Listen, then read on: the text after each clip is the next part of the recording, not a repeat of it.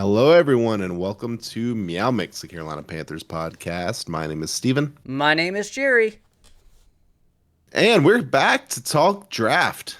We're going to talk about a lot of guys today, Jerry. A Yeah, lot I of guys. I, I came up with an idea and I kind of regretted it as I spent like days on like looking at guys. I was telling before the podcast, I was like, some of these guys just started blending together as I was watching.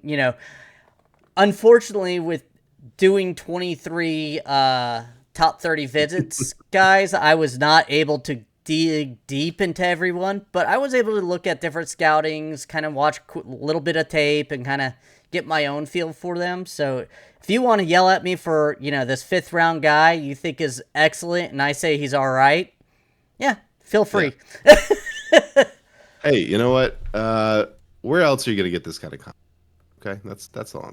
Yeah, We're I going to mean, talk about all the top 30 guys that the Panthers have brought in, which I think is not even 30 yet, right? So they no. still have some they could bring in. Um, Now, this list, Jerry, you found where? I found this at Cat Scratch Reader, so Okay. thank you to them. I don't know who published it, but they were keeping track, so I went down their list and just kind of did my own little list here. I know on the or on the YouTube, I'm planning on breaking each individual person up in chapters. If you don't want to know about some, Shemar Stewart because you know enough about him, skip it. I agree. I understand. Who would not want to know more about Shemar Stewart? That's what Uh, I'd like to know. me Monsters. personally, me personally, I don't want. Monsters. Oh, really? Oh, spoiler alert. All Spoiler. right. Well, this is going to be maybe a little chaotic here. We're just going to kind of go down this list with no rhyme or reason as to position or anything like that. We're just going to hit them all.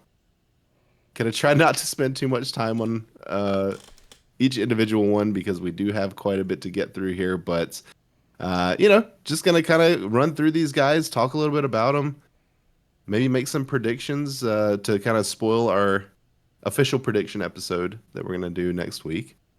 But Yeah. hey, let's all learn together. Okay. All right. Starting off, we're going to start off with defensive tackle out of Ole Miss, Walter Nolen. Hometown in Powell, Tennessee. He's a junior, 6'4", 296, 32.5-inch arms, 9.5-inch hands. Big nose tackle, or, he has good size, explosive off the line, strong, and can take on double teams. Can play defensive tackle or defensive end in this 3-4. Plays to the whistle and doesn't give up on plays. His stats were kind of 48 total tackles last year, 2 pass deflections, but 6.5 sacks coming from that defensive tackle position is pretty nice. Previously, he was at Texas A&M, 37 tackles, 17 assists, 1 pass deflection, and 4 sacks. And then at 2022, 29 tackles, 1 sack. I mean, you're a Oh, freshman. I get it. he showed improvement, right? Yeah. Every year he got better, which is what you like to see. 6.5 sacks, I agree, is pretty good from the defensive tackle position. Um, you mentioned he had some position versatility, which I was listening to Dan Morgan's press conference. I guess he did it yesterday, maybe, but he was kind of really talking up these hybrid guys that can give you multiple looks. So from I'm just kind of as we're talking about these guys, looking at the Athletics 7 round mock just to see kind of where they've got these guys. They have Walter Nolen here going 25th. But their blurb is that he could be a top 15 guy if someone falls in love with him, or could a guy who could drop into the mid to late 20s. So seems like I think all these guys we talk about probably going to have pretty wide ranges where they could go. Oh, 100%. And that's kind of, I don't see him really kind of falling to us in the second round, but if we drop back, maybe, trade back up in, I don't know exactly, but he was brought in, so obviously they wanted to have a conversation with him. His cons, plays too high of a pad level. At 6'4", offensive linemen get underneath him and kind of, I don't want to say shove him around, but kind of dictate where he moves. Not a great pass rush skill set, more just run stuffing and everything else. 6.5 sacks, though, again, nice. Needs to work on his technique as he currently relies too much on his physical abilities. And you're going to see that quite a bit with some of these guys. Yeah, one of the other things I saw too about him was he tends to move first, read second, right? Mm-hmm. So he sometimes finds himself out of position. But still, you like the measurements, you like the production in college. Yeah, got if we trade back, certainly a possibility. Yeah, that's kind of where I sit with him as well. Now, the next gentleman here is another guy that was probably a trade back type of candidate. Shemar Stewart, edge out of Texas A&M, projected to go in the first round, probably later first round. College, Texas A&M, hometown, Miami, Florida, junior, 6'5", 267. Stats-wise, 2024, he had 2 pass deflections, 1.5 sacks, 31 total tackles. 2023, 11 total tackles, 2 pass deflections, 1.5 sacks. 2022, 23 tackles, no pass deflections, 1.5 sacks. This is the guy I was just talking about that doesn't really jump out. Like, I don't want to know more about him. This guy's here's his pros. He's a physical freak. People are talking about him in the first round because he has physical traits that are not everyone has. But his production is just not there. 4.5 sacks? Yeah. Explosive off the line, great agility, able to set the edge against the run. Those are his pros. Now, his cons, production doesn't match his abilities. That right there just tells me I do not want him in the first round. Well, I'm seeing he's got a 29% missed tackle rate, which is pretty high. That is extremely high. And for, again, first round guys, I don't want to take this guy in the first round. It's just... There are better guys that we've talked about at 100%. this position who will likely be there. I saw guys in the second round I like better. I see guys in the third round I would like better. I get going for someone like this in the third round, but in the first round, looks like Tarzan, plays like Jane. That's what I kept hearing about, who was it? Our center, Cade Mays. But that's all I kept seeing with him. Production doesn't have a plan to get to the quarterback down once he gets there. He just goes full throttle, needs to work on hand placement, doesn't have a signature pass rush move. He's too big of a project for us, in my opinion. Well, one more thing that Dan Morgan mentioned on his press conferences was he likes guys who produced in college. He feels like guys that produced in college will produce in the NFL. This guy did not produce in college. No, and I agree with Dan Morgan on this. I think there's always circumstance why you don't perform in college, but you have to show something. Like Walter Nolen, defensive tackle, 6.5 sacks last year. Okay? Yeah. That shows you something. Yeah. I mean, 6'4", 296. He's a bigger guy than Shemar Stewart. He still got there. So The Athletic has him going 11. So they have him ranked very high. Good for Cowboys, because I think that's where they pick. No. San Francisco, but yeah. Yeah, I don't want him on our team in the first round. Second round, even, I would be a little nervous about this type of production. Moving on to Josaiah Stewart, Michigan edge, senior, out of Bronx, New York, 6'1", 249. Actually transferred to Michigan from Coastal Carolina. At Coastal Carolina in 21, he had 43 tackles, 19 assists, no pass deflections, but 12.5 sacks and 3 forced fumbles in his freshman year. That's impressive. Granted, the quality of talent wasn't there that he was competing against at Michigan. In Coastal Carolina, his next year, 47 tackles, 20 assists, 1 pass deflections, 3.5 sacks. So it seems like he went down significantly in his second season playing. And then in 2023, he goes to Michigan, 38 tackles, 2 pass deflections, 5.5. And last year, his senior season, 33 tackles, 11 assists, 8.5 sacks, and 2 forced fumbles. Uh, first of all, I like that he transferred to a more competitive, division, school, Mm-hmm. whatever you want to say. He, I believe, won a title, right? Michigan won the title. Yeah, Was it in 2023? yeah, Okay. last year. So he won a title. He is small, I think, for an edge. Yeah, 6'1", 250. yeah. He's also projected in the third round. I don't know if I said that, but he's a projected third round pick. So this is the type of guy where you're looking in the third round. Yeah, he's smaller, but he shows production. Like he shows an ability. It took him a minute. Like even in his Yeah. 2023 season, he improved on it to 2024. In my opinion, I like that. I like seeing that ability. But And just as a check-in here, the Athletic has him going 120. So in the fourth round, actually. okay, so Uh, so I would like getting a guy with that kind of college production in the fourth round, or exactly, even in the late third round. Yeah. because he's not going to be your check mark starter. He's the guy that you either can show up and grow, be a special Mhm. team guy, and everything else from there. Sorry, I went off topic, and now we're talking about pros and cons.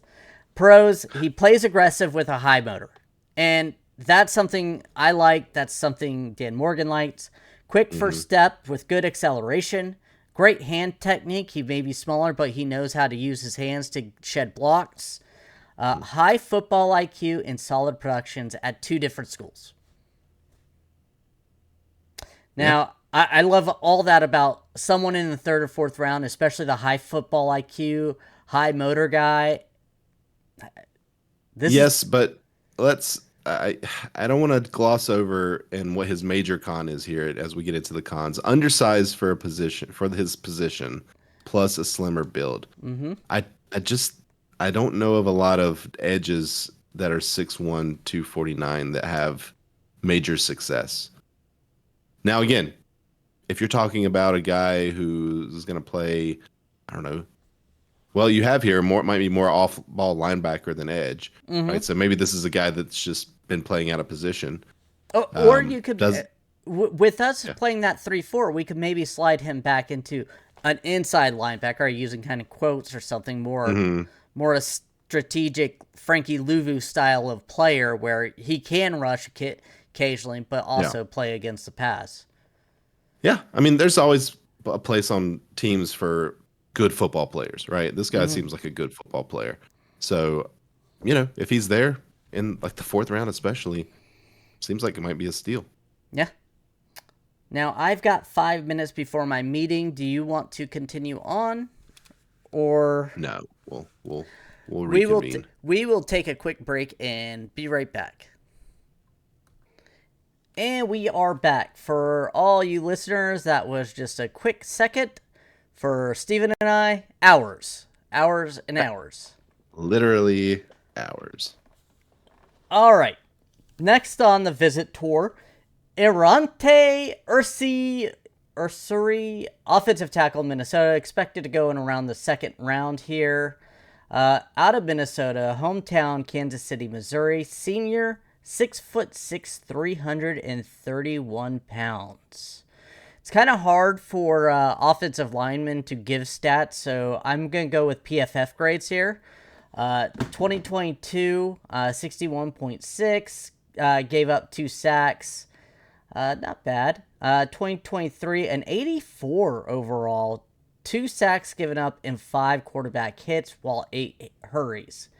Now in 2024, last year, again, 1 sack given up, 1 hit, and 10 QB hurries.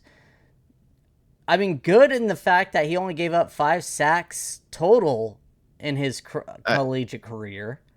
yeah, and if you look, I mean, his pass block snaps in 2024, 419, gave up 1 sack Mm-hmm. in 419 chances, 10 hurries, which still doesn't seem like a lot, right? That's like what, 2% or something. Pretty good. Yeah, That feels pretty good. yeah. What are your thoughts about drafting an offensive tackle in the second round? It depends on who's on the board. I do think that addressing offensive line, especially tackle, is a smart play. I think Yeah. going in that there's always injuries to the offensive line. We've seen it year after year after year, and Taylor Moton's getting older and more expensive. So getting another guy in there that maybe can fill that hole when Taylor Moton goes off, retires, or if Icky regresses. Let's be honest. I'm a strong believer in Icky, but I mean, he hasn't looked stellar. Last year he looked really good. His first rookie season looked pretty solid, but the year before, Yeah, it feels like he's an average left tackle, yeah. Icky. So right now I would Um, say average. I'm which is hoping he okay. gets to the Yeah. top level. They still haven't given him his 5th year option. They have until May to do that. So they don't seem to be in a big hurry for that. But yeah, so I think I agree. I think drafting an offensive tackle again kind of depends. Like there's always going to be wide receivers around, right? There's always going to be edge rushers around. As we saw in our mock drafts, there's going to be thousands of running backs around. But I think I kind of am of the philosophy best player available, like outside of quarterback. I'm kind of just of the opinion best player available To in a pretty certain much every extent, I round. agree. I mean, because there's going to be some sneaky good receivers. There's going to be some Mm-hmm. sneaky good defensive ends that go to the second and third round. Like, I'm Yeah. fine if they view him as the best available player. Okay, I'm fine. I'm not gonna cry about it. Well, he's I'll read his pros. How about Mm-hmm. that? Pros, NFL size. He is, as Jerry said, 6'6", 331 pounds. That is good. Explosive first step. Good sticky hands. Good footwork, and he played 38 straight games in college. So he is reliable. He is Mm-hmm. healthy, and that is something that you really like to see out of your offensive lineman, 100%. as we can attest to. Now his Uh, c- cons. Oh, yep. Go ahead. his cons. He plays a little too upright and doesn't bend in his knees like he should. I mean, at 6'6", Sounds defenders can, coachable. yeah, defenders could get underneath him and kind of shove him a little bit. Tight hips. He doesn't get that swing hips out as much as he needs to. Struggles against stunts and blitzes. This is what kind of worries me. Is like you said, all these things I think are coachable, but that's just something that it is coachable, but at the same time, it is very worrisome. Could also be who was he playing with? Like it could be Mm-hmm. his guard wasn't very good, tight end wasn't very good at blocking. Like he might have just gotten picked on, but you never like to see that. True. No. And needs to work on his timing of his punches. That he has a good strong punch, but it just seems like he mistimes it, and either guys can get around him, or he just kind of whiffs on them. So just just some things. Again, we're looking in the second round where he's not a top 10 pick, so there's Yeah. gonna always Yeah. be things wrong with these guys. Wrong, in quotation marks. Well, not wrong, but room for growth, right? Yes, Um, just to check in on the Athletics mock draft here, they have him going 41, so solidly in the second round there, but may not fall to where the Panthers pick in the second, unless they trade up or trade back in the first and pick up a second. correct. All right, you Yep. want to move on to the next top 30 visit? Carson Schwesinger, linebacker out of UCLA, projected around the second round here. This is a 6'2.5", 242-pound specimen of football majesty. He had 2024 had 136 total tackles, 4 sacks, 2 interceptions. That's a Luke Kuechly like line right there. Uh, 2023 and 2022, interesting. Only 12 tackles in 2023 and 15 in 2022. I don't know if he had some health issues, maybe. I wasn't able to We'll get really our get we'll into get it, our but we'll get our team of researchers on that. But uh, had a standout year last year, no doubt about it. That's again, I mean, those all around numbers are fantastic. yeah. And this It, is UCLA. Like, this is, that, that's a real college. yeah, we're not the Raging Cajuns here. Yeah. I mean, Right. but yes, I really like this guy. At least for the Panthers in second, third round. Real quickly over his pros: excellent body control in tight spaces, good wiggles, sideline to sideline player, high football IQ, leadership, team captain with a high work ethic. Times blitzes very well, so he has that slight delay sometimes when he needs to, and then guns it. He reminds me. He's not going to be this guy, but he reminds me of those type of players that Dan Morgan and Luke Kuechly were, where you always saw him around the field and around the ball. That they weren't the Luke Kuechly and Dan Morgan were not the physical freaks. They're physically very gifted, but not physical freaks. But they use their mind, their high football IQ to get in the right place. And this guy reminds me of that type of scenario, that type of player. Does that make sense? I wrote Dan Morgan. It does make sense. Like, yeah, you're talking, skill set, ceiling. Like, Yes. he could have that type of impact on the field. Yeah. Okay. I like it. Again, I don't know a ton about him, but the 1-year starter thing would worry me a little bit. And again, I'd like to know more about that. So it looks like played in 13 games in 2022 and 13 games in 2023. So just was a reserve and special teamer, and then burst out in 2024. So yeah, it sounds like the type of football player that Dan Morgan and Dave Canales have been talking about wanting, right? a dog. I mean, they keep saying they want dogs, and there's a few of these guys that I have noticed on here. Whether they're even in the 5th round, I see like the dog mentality that they're wanting. Yeah. That sounds like an interesting prospect. The Athletic has him going 43, so again, solidly in the 2nd round, but kind of early on. If you want to go with the cons here, I'll let you. Yeah. Cons here. We mentioned his size, 6'2.5", 242 pounds. So a little smaller than you'd like, patrolling the middle there. And 242 is what he weighed in at the combine. Everybody else has him listed at 225. So this is a Bryce Young is 205 type situation. Yes, I was like, that's probably water weight. Yeah.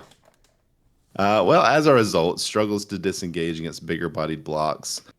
Again, only 1 year as a starter, and quick but not fast. Could struggle with RB out of the backfield in coverage. That's running back. So. Yeah, RB, running back, yeah. I was like, who's RB? No, just kidding. So, I mean, again, you can't really coach fast, but you can coach positioning, right?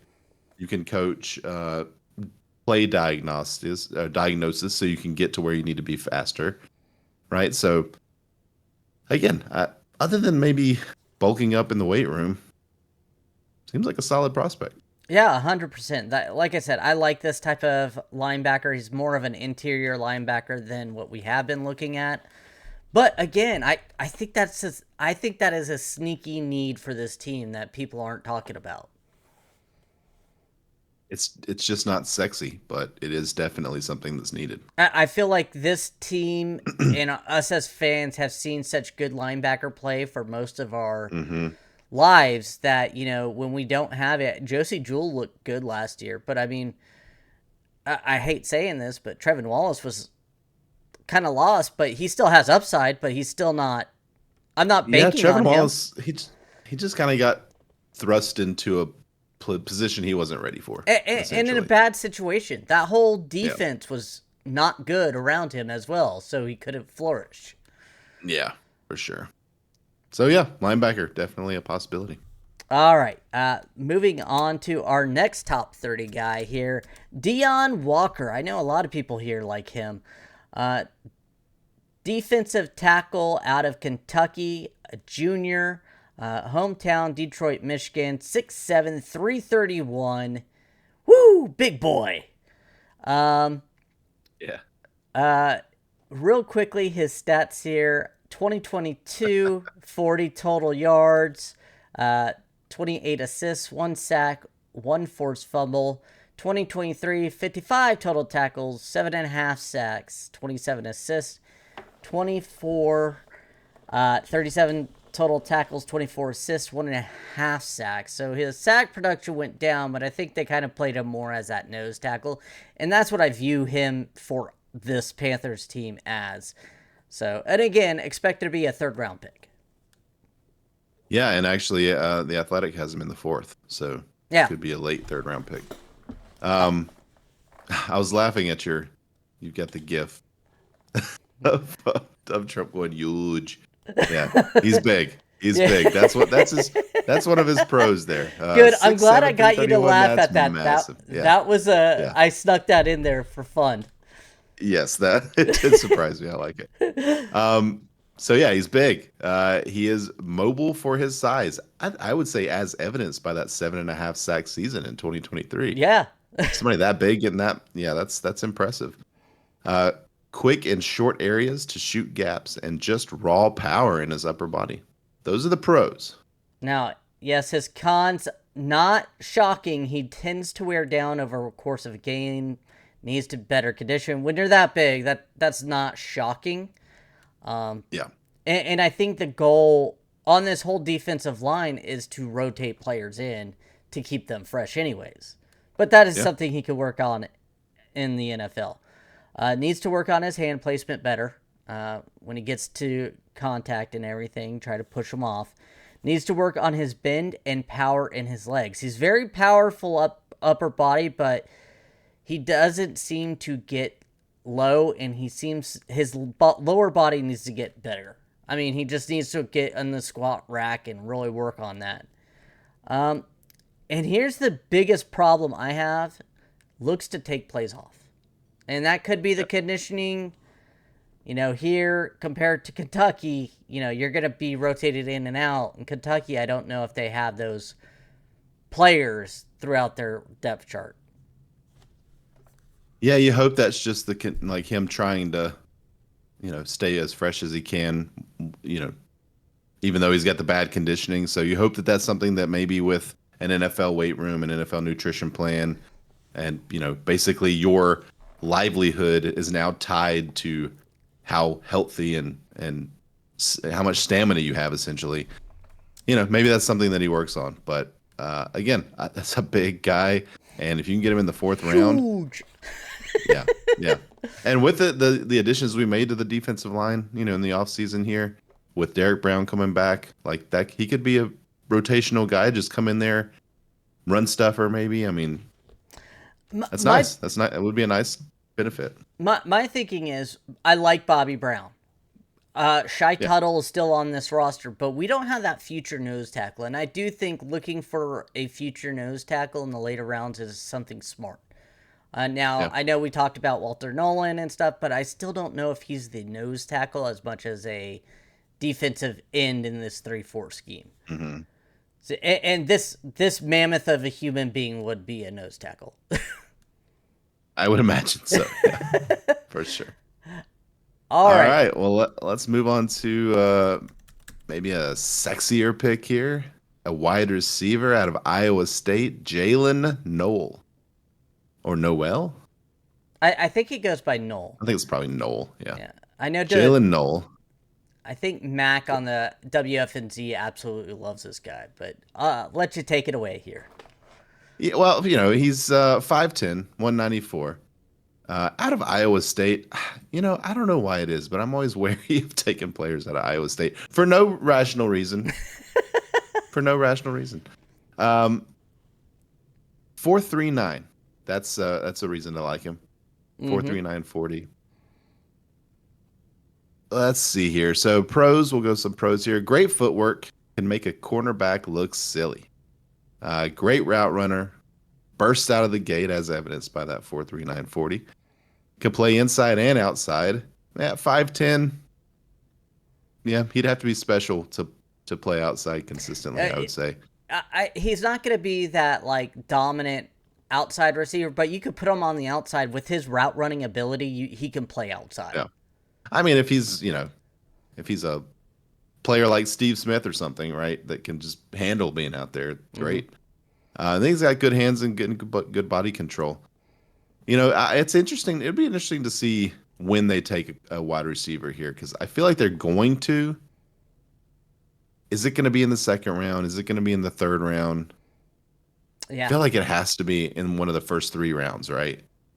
Like there's so much talent. I was gonna say value wise, I think second and third round in this draft is where you can really get somebody. But I mean, look at I don't want to say Isaiah Bond, but like look at Isaiah Bond, who's projected third, fourth round before the arrest, and you're like, Yeah. this kid was so dominant at Texas. He's smaller and stuff, but I mean, can he not play somewhere? So Yeah. I don't Yeah. know. Some negatives here. His cons. He has focus drops, and that's a little nerve wracking. That's more on him working with that. Physical corners can bully him at the line of scrimmage. Needs to work on his hand fighting to get out of that and get off his release. Doesn't have the long speed. He's more of a quick burst guy. I mean, he ran a 4.39, but overall, if you watch the tape, he doesn't beat people in that second field. It's more right away and then does it. And for his speed and his agility, doesn't get a lot of yak. Doesn't make the players miss the first tackle. He usually goes down. So that's another nerve-wracking thing. I'm going to use, again, WFNC's Mac Morning Show, where they talk about him. They see a lot of Adam Thielen style of plays, if that makes sense, where it's more route running, more catching in traffic and kind of going down than elusiveness and stuff. Well, there's always room for players like that on a football team. And with Adam Thielen getting older and certainly not nearly as quick as this kid, that'll probably be an upgrade. Yeah. Especially right now. Yeah, The Athletic has him going 47, so they have him as a second-round pick. And again, could be a guy that is not there when we pick, but there's so many of this exact type of wide receiver in this draft that you feel like if you want one, you can get one. Correct. I agree with that. All right, let's move on to the next guy here. Oh, you want me to say this gentleman's name? Edge rusher out of UCLA, projected in the third round, Femi Oladejo. I butchered that, but I'm going to go. I don't think that's even close. Oladejo? I don't know. Oladejo. But I don't think you say Femi the J. Oladejo. I think it's more of a Oladejo? Yeah. Oladejo? I don't know. Look him up on... Edge out of UCLA. Yeah. Hometown, Elk Grove, California. Senior, 6'3", 259.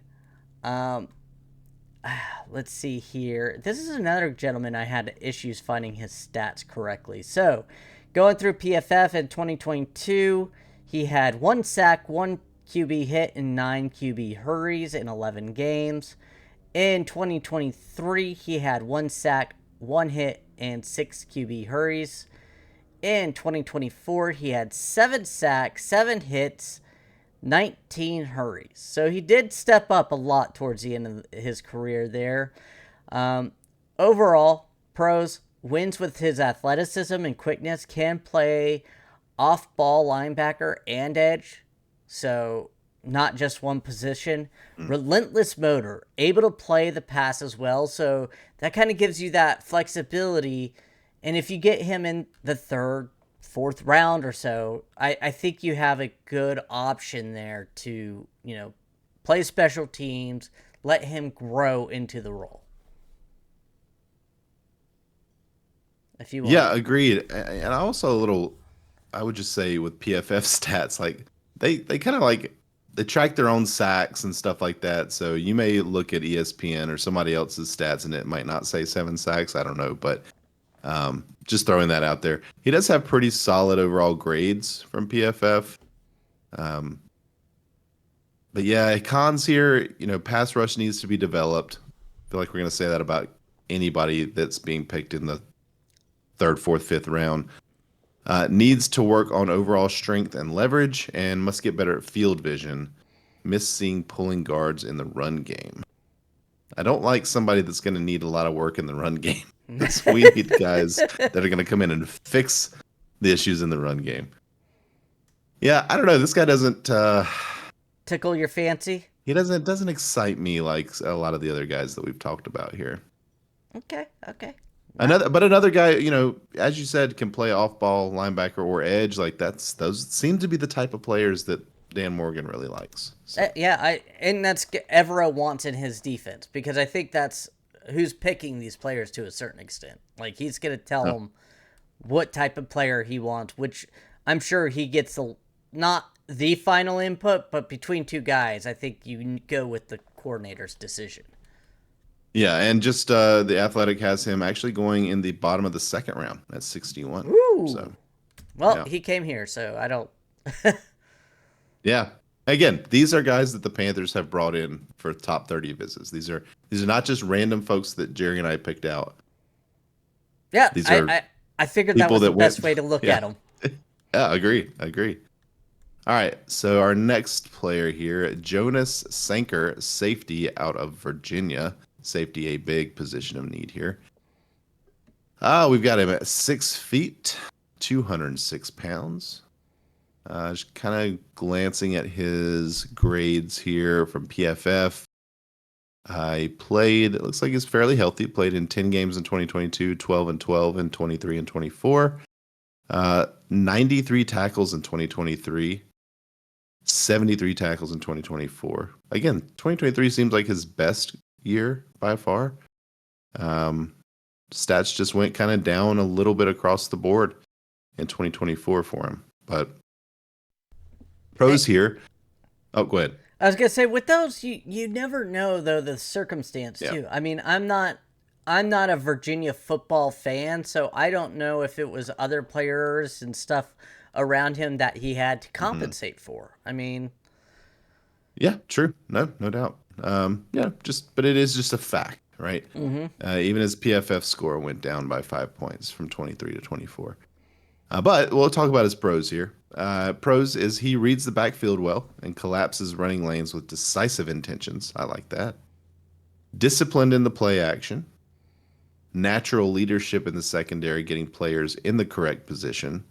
Like, that is so underrated. And an ability to time QB throwing lanes. So it seems like he's got really good instincts. And he's got that leadership quality out there. There's definitely room for a guy like this on a football team. Yeah, and also, I don't know, he was very good against the run. I felt like that was kind of his calling card, but he also was able to stop the passes and stuff like that. Now, obviously, when we're talking about a third, fourth round guy, here comes the cons. Runs into bigger blockers instead of around. So if you see a big guard there, instead of trying to just juke him, he'll run straight into him. Doesn't work. Needs to take better angles on tackles. So especially as a safety, you're that last line of defense. If you take the wrong angle, it could be a touchdown. He is not the athletic freak that some of these players are. And against some of these receivers, the NFL receivers, he's going to have some trouble. Won't be able to cover an NFL tight end, most likely. Or I should say, certain NFL tight ends. Kyle Pitts, I know you love him. Like, this guy's nobody can cover Kyle Pitts. But I'm saying, like, for the most part, he's not going to be able to cover those guys. He's going to have to go back. Yeah. So, just because of his size, I'm assuming. I mean, 6 foot 206. He's not a small guy, but he doesn't also have that speed that he can keep up with. So yeah, Athletic has him going 121, so middle of the fourth round. I haven't gone to the Buccaneers, just as an aside, but I mean, safety is a position of need. Obviously, this is a guy that they at least thought highly enough about to bring in for a look. So could be a special teams ace, potentially too. So who knows? But just another guy that's like, I'm not falling in love. I'm not falling in love with him either. I do like his run stopping abilities and everything. But again, I personally have a feeling what this plan is they're gonna go into the draft. They're gonna see what falls to them. If they don't really love the safety they pick, or if they don't pick a safety, they're just gonna sign one of the starting capable safeties that are on the market right now. It always seems that way too. I wonder why safeties they're always the last, I don't know, man. out there in free agency. If you have a freakish athletic kid, don't let him turn into a safety. He doesn't get paid. Right. Let him play corner or let him play wide receiver. Yep. Moving on.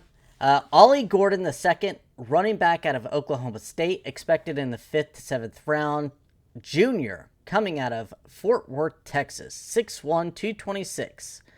Now, he did run a 40-yard dash. It was 4.6, so not the speediest guy, but I mean 6'1", 226. You kind of guess what type of running back this guy is. 2022, he ran for 305 yards, 2 touchdowns, 12 receptions on 15 targets for 76 yards. Now, 2023, he had a great season. 1,732 yards on 285 carries. I mean, that's insane. 21 touchdowns, 39 receptions, and 330 yards. That's 2,000 total yards in 2023. Hot dog. That's impressive. That's really impressive. 2024, not so spectacular. 854 yards, 12 touchdowns, and only 198 receiving yards on 30 receptions. It's obvious that he got injured this season. I don't know how much that played a factor. But looking at his pros, again, his size, 6'1", 226, physical back that goes downhill with little movement behind the line. Like, he doesn't wiggle back there. He's not dancing. He's hitting that gap and punishing guys in that gap. Good burst of speed. He's not fast, but he does have that quick first step. Reliable hands. Again, I mean, past 2 seasons, 39 and 30 receptions. That's really good. Finishes run with authority, and heavy volume in college. Not a lot of running backs get too many carries. This gentleman did, and did a bang-up job for it. Yeah, I mean, 285 attempts in 2023 and 40 receptions. I mean, he was well over 320 touches. That's a lot. Cons here, he needs to work on his pass blocking. Not an explosive runner, and inconsistent vision and application. Now, you've got him here. What did I say? Application? Yeah. Inconsistent vision and anticipation, excuse me. So, yeah, I mean, again, this is a guy that we've got marked here as a 5th or 7th rounder, or 5th to 7th rounder. Now, at The Athletic has him going at the very top of the 4th round. Oh, wow. So they may be a little higher on him. But, yeah, where do you think, assuming that they do draft a running back, 4th round, 5th round, probably about as early as you'd want to take somebody like that? I definitely do, because you still have Brooks under contract, who unfortunately won't play this year. In this year, you're not going to need a running back, hopefully, with Hopefully. With Rico Dowdle and Chuba, yeah. So with those two, you can always stash a guy, get a guy that you like that you can coach up a little bit in the 5th, 6th round. And then if Jordan Brooks can't come back fully healthy next year, then you have another guy at least you have some training with. Yeah. And we all know you meant Jonathan Brooks. Sorry. Yeah. Yeah. I agree. I think, I don't mind them grabbing somebody like in the 5th round, just special teams, practice squad, just because we do see what happens every year, like with running backs getting hurt. So, and they brought a few in. We're going to discuss a couple more in this list. So I guess it depends on what you're looking for. Yeah. The next guy, I'll let you take it away. I started off with the last one. Okay. Quincy Riley, cornerback out of Louisville. It's 5'11", 194. Ran a 4.48 40-yard dash. So this guy's been in college. Well, this is one of those guys that took advantage of the COVID redshirt years. His stats go all the way back to 2019. But we'll just look at the last couple of years here. 2023, he had 49 total tackles, 3 interceptions. 2024, 33 tackles with 2 interceptions and a forced fumble. His best season, I guess, looks like it was 2021, where he had 5 interceptions. Also got a touchdown there, and 33 tackles. So again, kind of hard to judge corners just based on stats alone. But the guys can get his hands on the ball. He had interceptions pretty much every year he played, multiple. And I like the speed, 4.4. Now he is a little small. He's 5'11". That's not the size of corner that seems to be popular here. Yeah. But let's look at his. Go ahead. I was gonna say it does seem like Evero likes those corners 6'1" or taller, a little bit bigger. I think he wants that Legion of Boom type of defense. So, hey, who can blame him? No, I mean that was a great defense. It'd be great. His pros here was elite ball skills, consistently jumping routes. Scheme versatile, so he can play zone or man or whatever you want out there. High football IQ, athletic with good closing speed, and a durable player who consistently got more reps. All good things. Yep.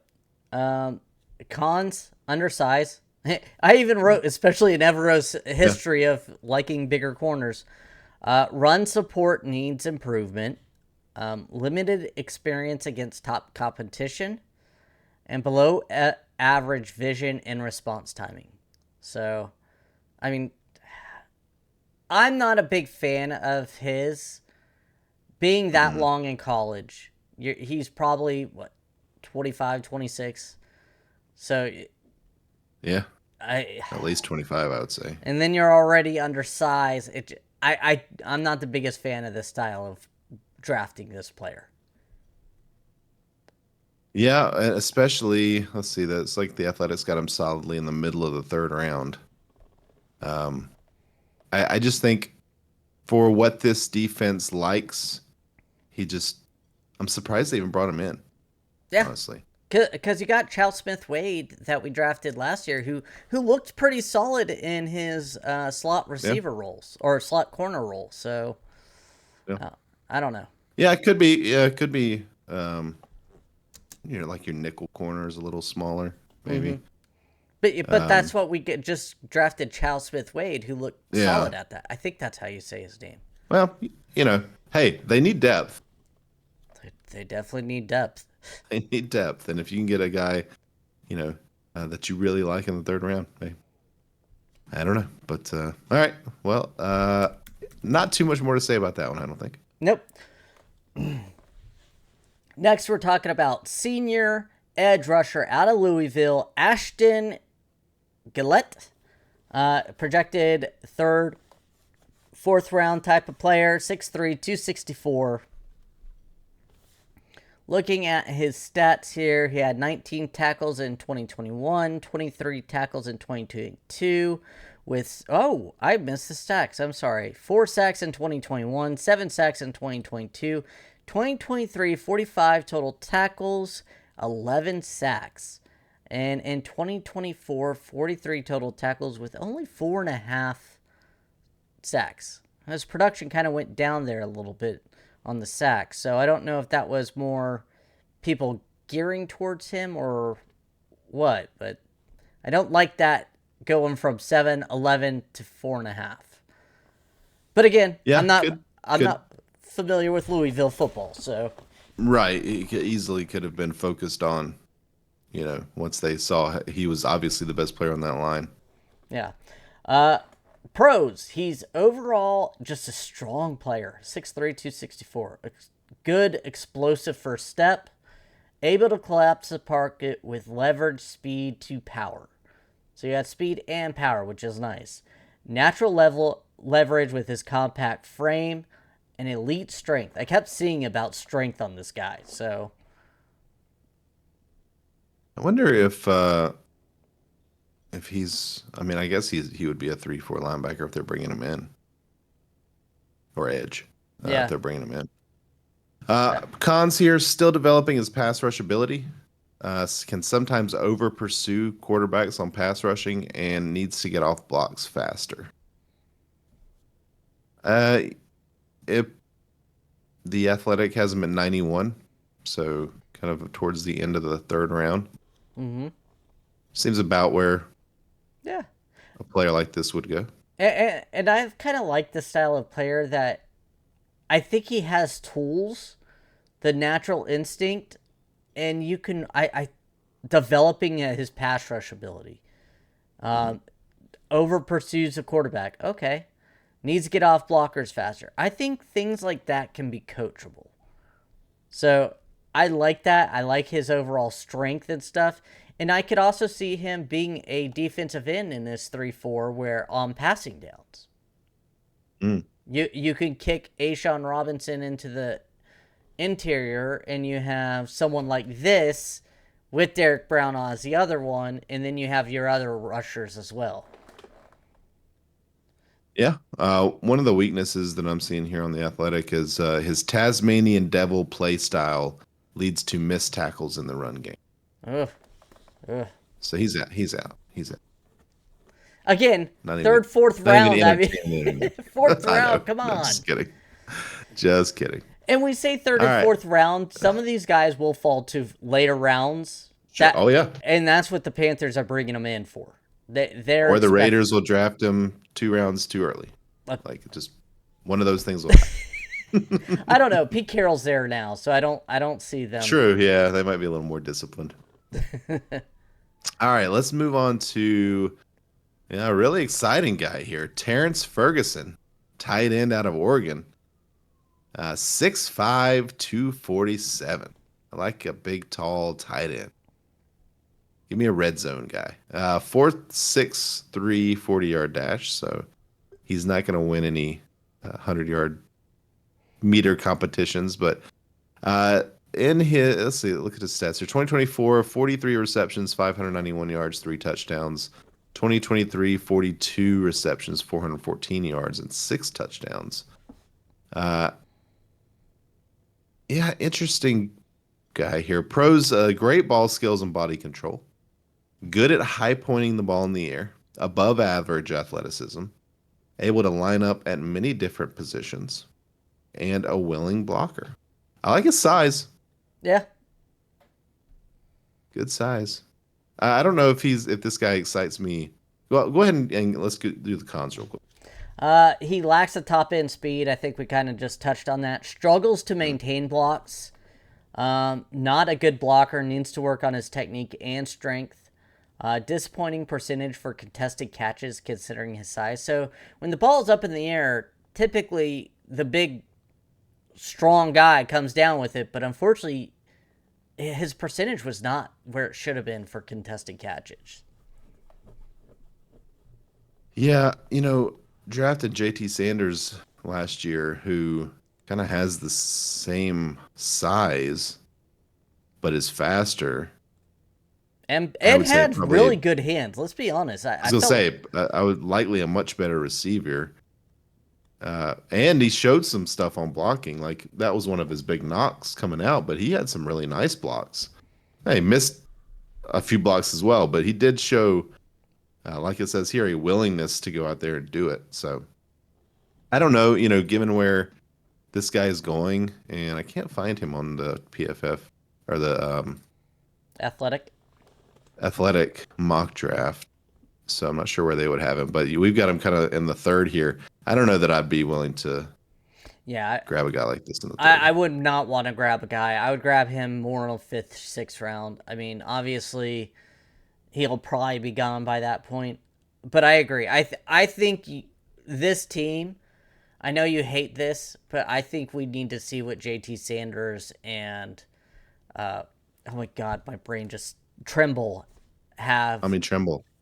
Because both of those showed glimpses last year with Bryce in the second half of the season showed glimpses that they Yeah. could be a pass catching tight end. I don't hate that at all. I think that's great. I would not want to draft unless you're going to get like that top tight end. What's his face? Tyler Warren. Yeah, Warren. Unless you're getting him, then I don't feel a desperate need to draft a tight end in this draft. And the kid from Michigan, Loveland, is also Colton Loveland. Yeah. I think is also a very, very popular guy that might have something there. But at this point, like give me a Brock Bowers or not. Let's just roll with what we have, right? I'm happy to roll with what we have. That's what a Brock Bowers type, not actually Brock Bowers. We're not going to. My big thing is like a lot of these fans are like, "Oh, we got to go get this. We got to get this." We're like, we just drafted these guys. 1 year doesn't say that they're bust or they're not going to become that solid starters. So, I don't know. Yeah. I mean, I think some of that is assuming you're referring to like wide receivers. Wide receivers. Right. And I see people saying that about tight end too. And it's like he got hurt. JT Sanders got hurt last year. Trimble showed glimpses, and it finally looks like we have an offensive coordinator who knows what to do. So, excuse me. Yeah. Again, like if we're not getting the top tight end in this draft, then I don't think they should take one before like the 5th.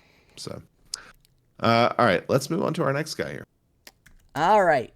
I believe you drafted him in your last mock draft here. A senior out of UCF, RJ Harvey, running back. Projected 3rd, 4th round. Again, these guys fall all the time. Out of Orlando, Florida, 5'8", 205 pounds, 4'4". He runs a nice 4'4" there for you.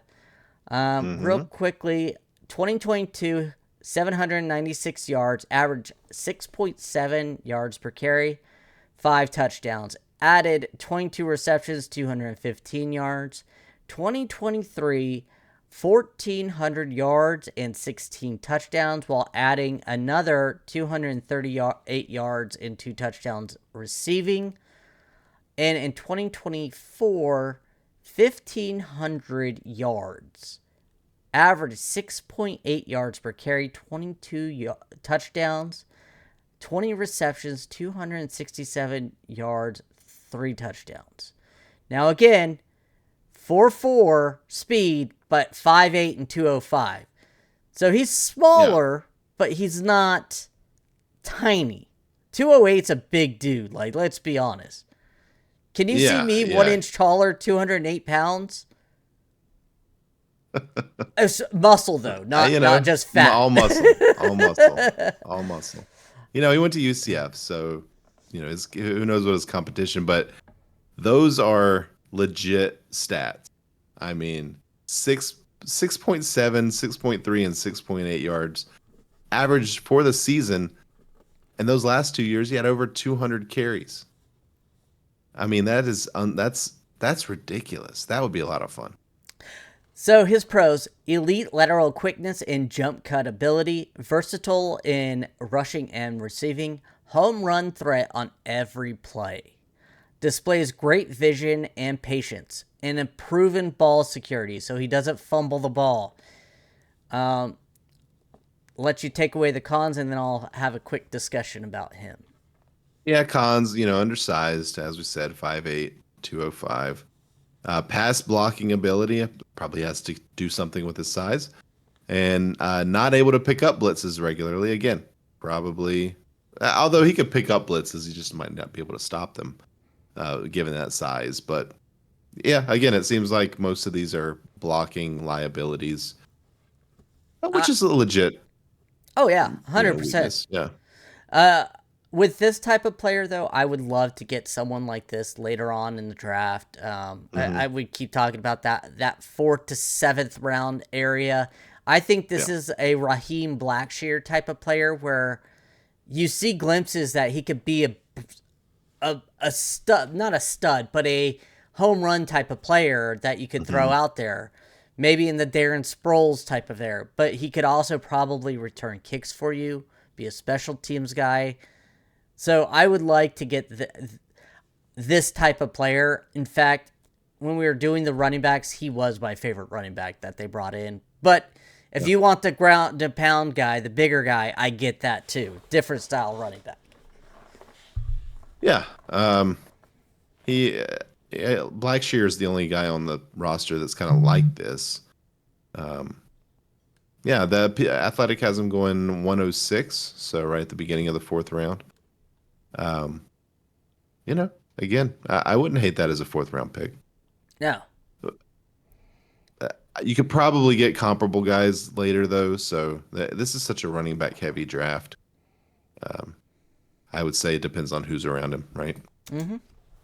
Okay, let's move on to the next pick here. Shemar James, linebacker out of Florida. This is a guy that we have going in somewhere in the 6th or 7th round here. 6'1", 222, so very undersized linebacker. 64 total tackles in 2024, 2 sacks. 2023, 55 tackles with 1 sack. And 2022, 47 tackles with 2 sacks. Pros has got an excellent first step. High motor, does not take plays off. Natural coverage ability, and a determined blitzer. Cons, low tackle production in college. Doesn't wrap up on tackles. Needs to get better on the fundamentals. Slow processing and diagnosing plays, and doesn't take correct angles. He's a try-hard guy, but that's it. He tries hard. He's this is the type of guy. I mean, he's expected at 6th, 7th round, so I get that. But he has some natural abilities, but it just doesn't seem to come out on the football field as much as you want. This seems like a guy who, if he's gonna make it in the league, he'll be on special teams, right? That's he's exactly gonna have my to thought. play special teams. Yeah. Yep. Exactly my thought. All right. Now moving on to our next running back out of Auburn, senior Jarquez Hunter. I forgot to put that I know. I felt like doing that. Why did you announced him like? Yeah. All right. I like it. Okay. 5'9", 204 pounds, ran a 4.44. Again, 2021, 593 rushing yards, 6.7 yards average, 3 touchdowns. 2022, 668 yards, 7 touchdowns, 17 receptions, 224 yards receiving. 2023, 909 rushing yards, 7 touchdowns, 5.7 yards per carry, with 118 receiving yards. And last year, 1,201 yards, 6.4 average, and 8 touchdowns, adding 155 yards receiving as well. It very similar to the RJ Harvey. Almost identical. Well, his stats are not less stats, yeah. A lot less stats. But SEC. SEC, yeah. Excellent vision and instincts. Home run threat on every play. Great lower body power, able to gain extra yards after contact. High football IQ. Yeah, and his cons are the same, basically. Pass protection liability, below average burst, ball security concerns. So ball security concerns not the same as the other guy. But, the size is going to give you some pass protection issues regardless. Yeah. Not to say that guys that size aren't good blockers or can't be good blockers, but coming out of college, I think that's just kind of hard to expect right away. Interestingly enough, the Athletic has him going 163, which is right towards the middle end of the 5th round, to the Carolina Panthers. First time that one of these guys has actually been mocked to the Panthers. So Yeah, that's pretty funny. that's kind of fun. Yeah. But again, I think I don't have really anything new to say about this guy than I wouldn't have said about the other one. Yeah, the ball security is the only concern. Like, that's concerning. Yeah. Moving on, going senior defensive tackle out of Florida, Cam Jackson, expected to go anywhere from the 5th set to the 7th round. 6'6", 328 pounds. Now, Steven, I noticed on our little draft here, you see that little star? That means I liked him. I liked him a lot. Because I did so many of these, they all kind of bled together. So I wanted to make sure I really for a 5th or set to 7th round get. I think this guy would be really fun to bring in. 6'6", 328 pounds. Another massive human being. Yeah. In 2022, 41 total tackles, 1 sack. 2023, 32 tackles, no sacks. And in 2024, 37 tackles, 2 sacks. Now, this guy's a nose tackle. So sacks aren't going to be his thing. It's eating up blockers. His pros: freakish athletic for his mammoth size. Violently disengaged from blocks with his powerful hands. He just has a natural power with him. We're talking about running backs 5'8", 204. Running into this type of guy, rushing, is where they're going to run into power issues. Good awareness and play recognition. Good hand technique. So, a lot of positives there. Yeah. Like I said, I started looking into him. Again, I'm looking at 5th and 7th round. There's going to be issues and everything else, but... Yeah, and some of those issues are needs better conditioning. Well, he's massive, so hope you can work on that. Slow first step, not explosive. Struggles to disengage double teams. Needs to work on getting pad levels squared. Well, the good news is if he's playing alongside Derek Brown, probably not going to get double teamed that often.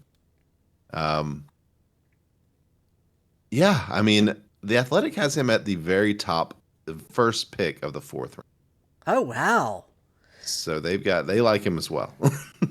Well, and you're again, in good company. I think I see him as a nose tackle. So that first step and stuff, that doesn't worry me because I'm not expecting him to rush the passer. Yeah. What I want him to do is take up 2 blockers so those linebackers can get free, or that edge rusher can get free. So that's why I like him.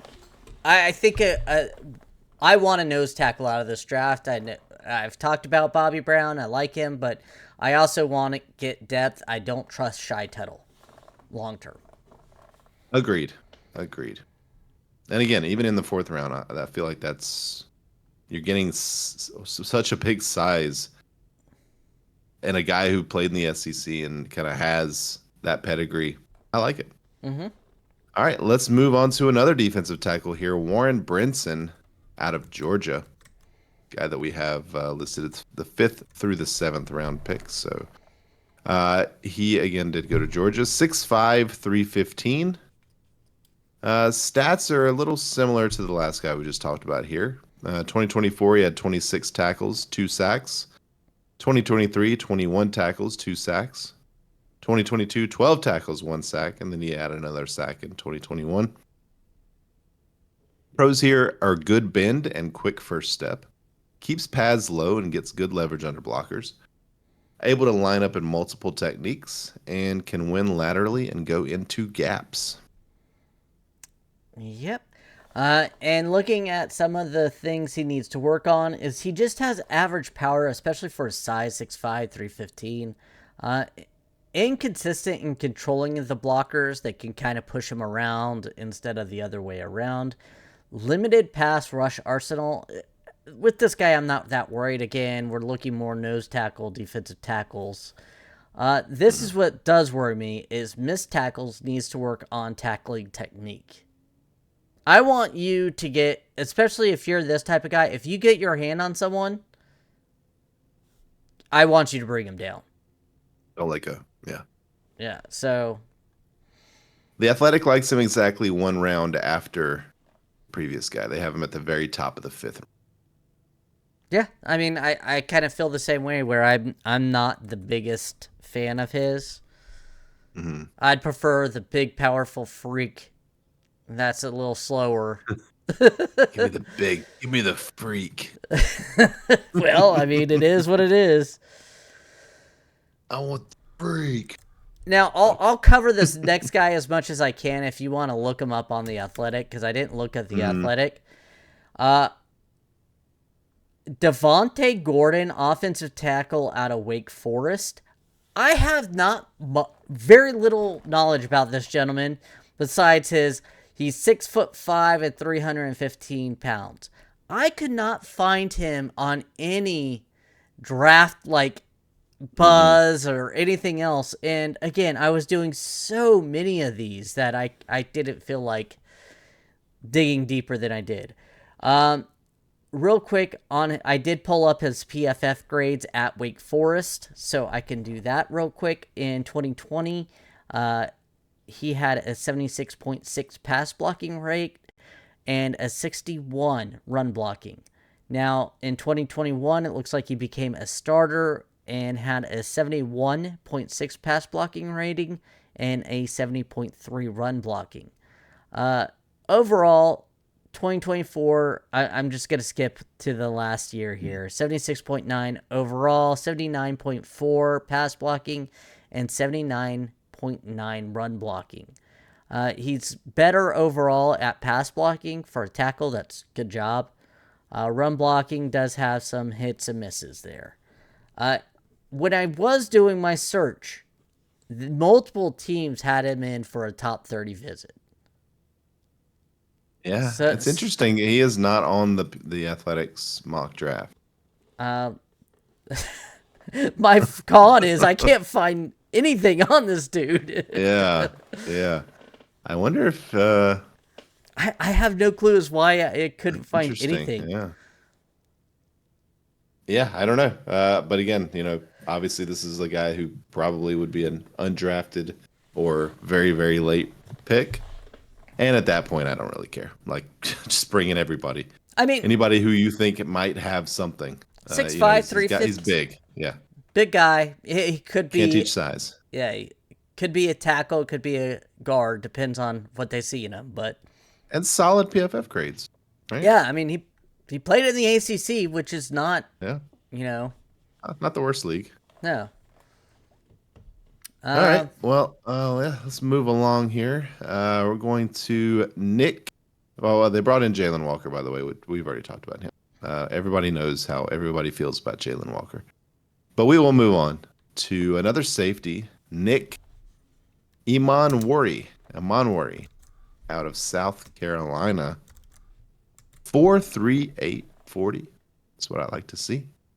88 tackles in 2024, along with 4 interceptions and 2 touchdowns. 2023, he had 71 tackles and 2 interceptions. Man, that 4.3 speed, like if he gets his hands on the ball, he's a house threat. Pros freakish size speed combo. I didn't say what his size was. 6'3", 220. That's a good size safety. Elite ball skills for a secondary player. Can lay the lumber. Good man coverage skills and could cover NFL tight ends, as opposed to the other safety we talked about. And dog mentality on the field. Uh-oh, Jerry. Yeah, I had to add.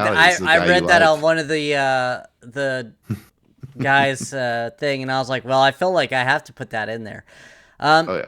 I saw his player comp as Jeremy Chin, and after I read that, I was like, yep, I could see that size speed combo, and so hopefully, I like him. I do think that there's some negatives, but I do like him, and hopefully Evero can play him well if he brings him on.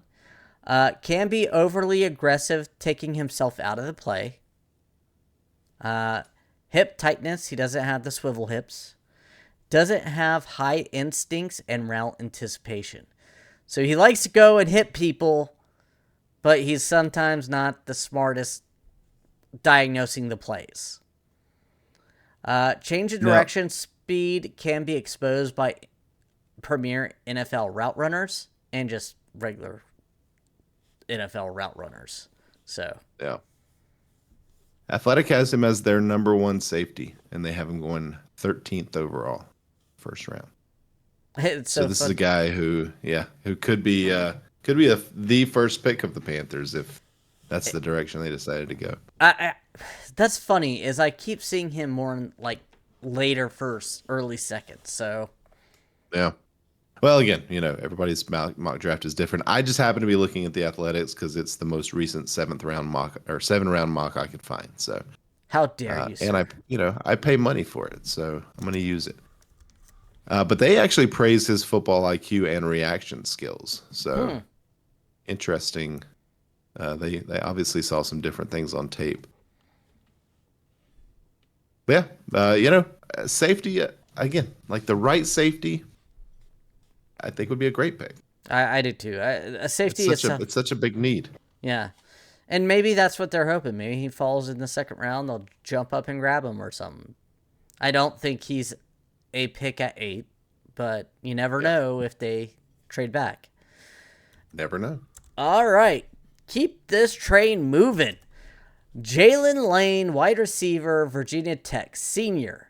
You're never gonna guess this. 5'10", 191 pounds, 4.3 speed. It's like they're bringing in the same type of it's wide like receiver. They have an idea of what they're looking for. Yeah. Projected around the 4th round.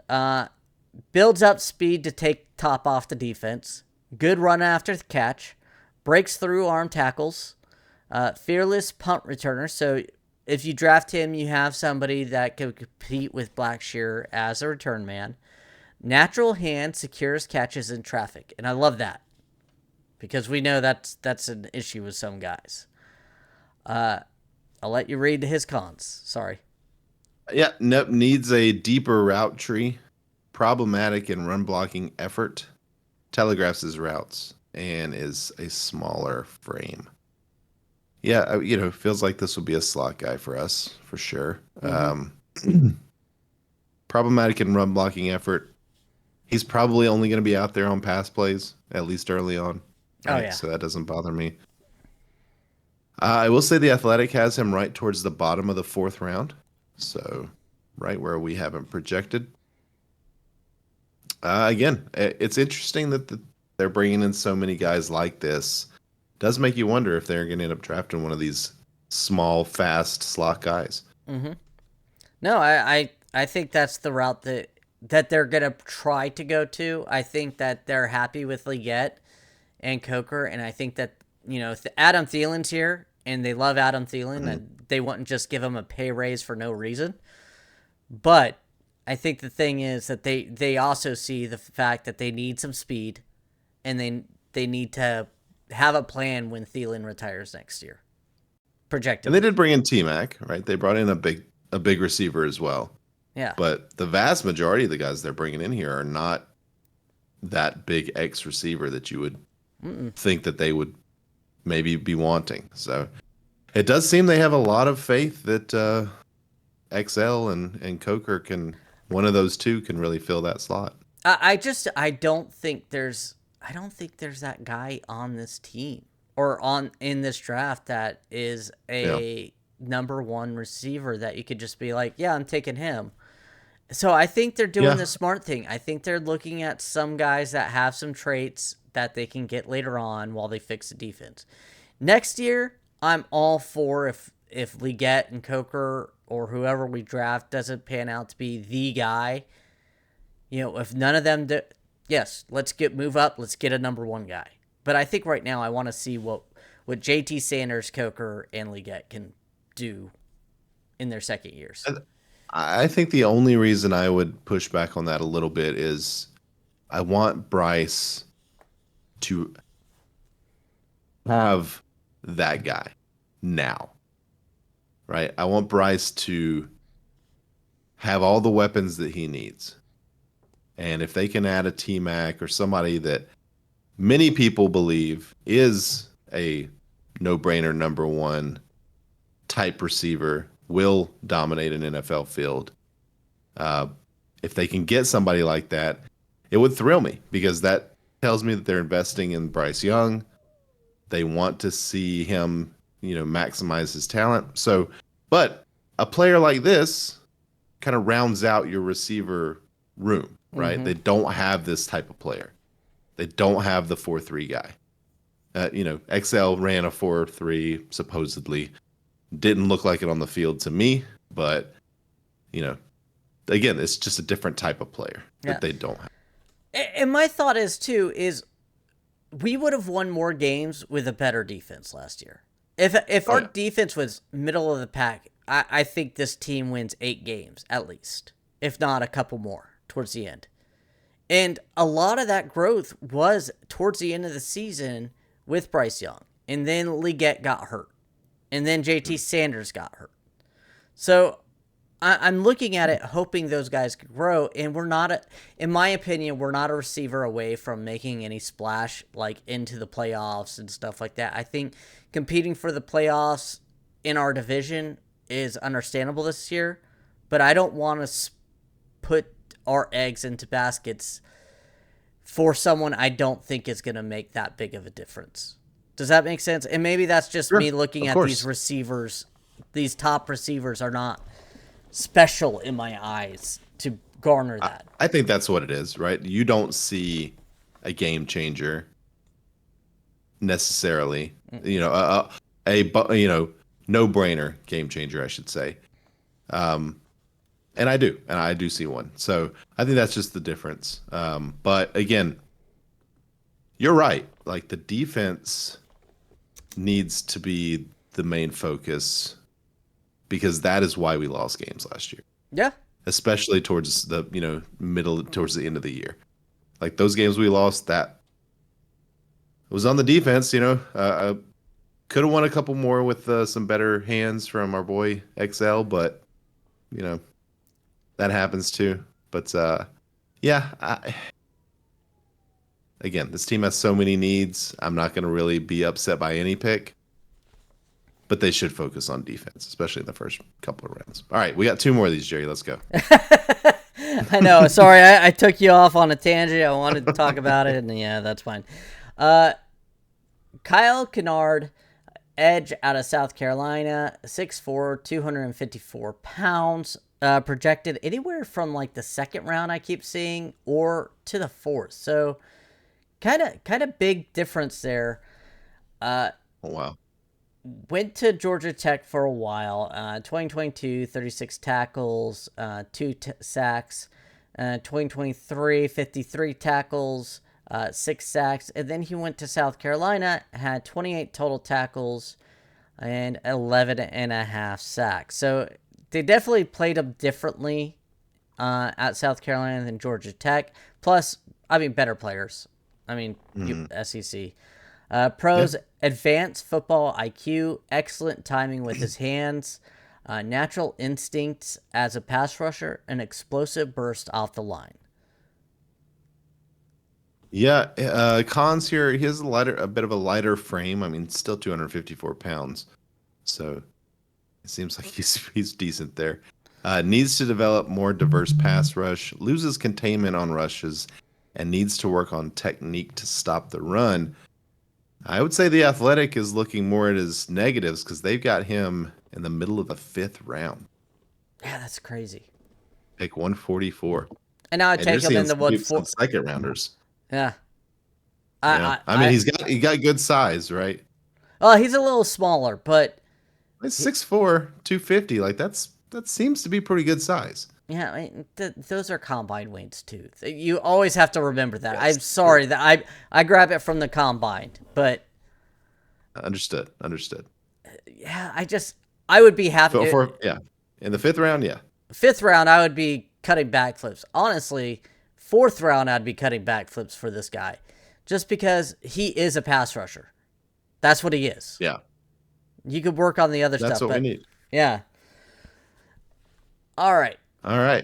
Let's move on to the last guy here. Almost Jordan an hour and a half Burch. in, by the way. Just Hey, saying. yeah, there you go. Jordan Burch, another edge out of Oregon, 6'4", 279, so a little bigger. This is a guy who started at South Carolina and then moved up to Oregon. Had his best seasons from a sack perspective in 2024. He had 8.5 sacks. 2023, only 3 sacks. Also 5 pass deflections in 2024, which I feel is that's notable. At SC, he had 3.5 sacks in 22 and 1 sack in 2021. Pros here: strong tackler, good bend and bull rush, freakish athleticism, high motor, and great measurables. Yeah, now looking at his negatives, hand placement needs work, lower production for his athleticism. We're Yeah, talking about a freakish athlete, but 8.5 sacks. We just talked about Kennard, but Kennard had 11.5 last year. So loses gap integrity. That's troublesome with our run defense. So struggles to get off blockers as well. So his freakish athletically, his hand placement needs to work, and that also will help yeah, getting off the blockers. So right. Well, the Athletic has him going right in the middle of the second round, so they do think a lot of him. That's about right. You had him. You had him second or third round. yeah, I wouldn't want to take him that early. Not for what Yeah. I saw, but again, what am I? You like the other guy? I mean, you like the 11.5 guys, sack guy I like in the Kennard better. fourth round better than this guy in the second. Oh, I would easily. agree with that. Yeah. I was gonna say if you're looking at the third round for both of them, I think I still might lean towards Kennard, just because I know he's a pass rusher. Yeah. I can put Kennard in, and I know I'm going to get some pressure on the quarterback. The run, I think you can work on his run defense. Mm-hmm. And I don't know if for that, it's that thing with Shemar Stewart. I don't like guys who don't have production, especially when you're a freakish athlete like that. 8.5 is not bad. I will say that. But Yeah, but he only had I mean, that's his best season by far, and his next best was 3.5. exactly. That's where I'm screaming Yeah. at that worries me some. Yeah, I agree. And I agree with Dan Morgan, who says that he wants to see that production in college. Yeah. So that to me feels like guys like this are not, they're not going to jump for him, right? Yeah. They And may they take shouldn't. him if they fall. Yeah. A guy like this maybe in the third round starts to get interesting. Yeah. And like I said, I still kind of lean towards Kennard in the third round over Yeah. Burch. And I could be completely off. Again, I'm not a professional on here, but I could Yeah. be off base. But I want to Yeah. see a guy that at least I know what he can do good, and I could work on whatnot. So Well said. Well said. I like that. I'm getting tired here. I know. It's getting late for us old timers. It's getting late Uh, for us, and I've been spending so much time looking at draft reports and tape and stuff like that this past week mhm. that my eyes are blurry. Yeah. Well, Jerry's getting jacked. Yeah, it's draft time. We're a week away, pretty much at this point. Um, so we'll let's see. We'll do our next episode. I guess will be our draft prediction, right? Yeah, we're gonna So do we a gotta draft create our prediction sheet. that'll probably come out the week of the draft. Probably, I'm hoping to get it. We could record this weekend and maybe get it out on Monday. Yeah, sounds good. Oh, also we probably should have said this at the beginning of the podcast, but the Twitter bracket style creator draft contest, I think is starting on the 19th. I saw where the first few matchups. So they're doing it in a weird way. They've got, I think, 32 participants. So they're breaking them down into 4 groups. I am in Group A. Jerry is in Group C or D. We're not quite sure yet. But yeah, so when that starts, go out and give us a vote. We'd appreciate it. Yeah, where I draft a receiver I don't have full belief in. Yeah. And I took the tight end in the first round. I just said that we don't really need a tight end, but hey, you know what? We did it honestly. We took we One did one trade, and draft. I had We to take him. didn't continue hitting refresh until we got the guy we wanted. We went straight down the board one time, and that was it. So Yep. if we lose, that's why. Yep. But We want to thank everyone for listening. If you like the show, please let your friends know. Please follow us on Twitter at MeowMixPodcast. If you have any questions or comments, you can email us at mailbag@meowmixpodcast.com. If you leave us a 5-star review with a comment on Apple Podcasts, we'll read it on the show. all right. Well, until next time, everybody stay safe out there and keep pounding.